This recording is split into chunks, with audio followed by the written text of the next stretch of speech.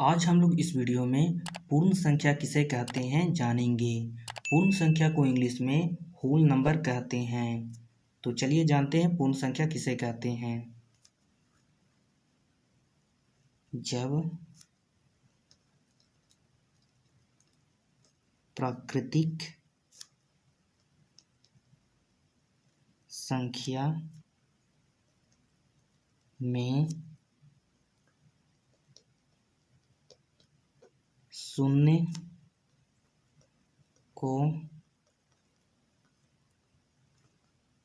शामिल करते हैं तो उसे पूर्ण संख्या कहते हैं।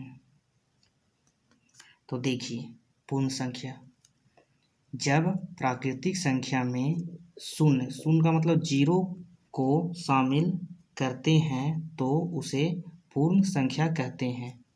अब यहाँ पे ध्यान दीजिएगा एग्जाम्पल इसका। जैसे पूर्ण संख्या का एग्जाम्पल, तो देखिए सबसे पहले हम लोग प्राकृतिक संख्या लिखते हैं। प्राकृतिक संख्या एक से शुरू होकर अनंत तक जाती है या गिनती की संख्या को प्राकृतिक संख्या कहते हैं। तो इस प्रकार लिखते हैं और यहाँ तक होगा अनंत। ये हो गया अनंत। देखिए ये है प्राकृतिक संख्या, एक से शुरू होकर जो संख्या अनंत तक जाती है उसे हम लोग प्राकृतिक संख्या कहते हैं या गिनती की संख्या को प्राकृतिक संख्या कहते हैं। तो यह है गिनती की संख्या या प्राकृतिक संख्या।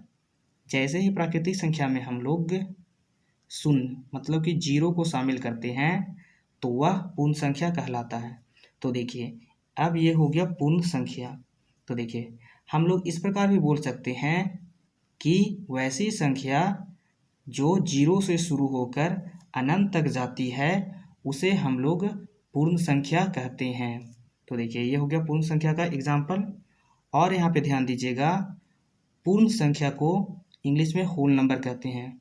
तो देखिए यहाँ पे होल जो है W से शुरू होता है, इसीलिए कैपिटल W से पूर्ण संख्या को सूचित किया जाता है। सूचित का अर्थ होता है बतलाया जाता है, अर्थात कैपिटल W से पूर्ण संख्या को यहाँ पे बताया जा रहा है। और देखिए पूर्ण संख्या जो होता है वह प्राकृतिक संख्या से बड़ा होता है, क्योंकि प्राकृतिक संख्या एक से शुरू होकर अनंत तक जाता है, लेकिन पूर्ण संख्या जो होता है जीरो से शुरू होकर अनंत तक जाता है।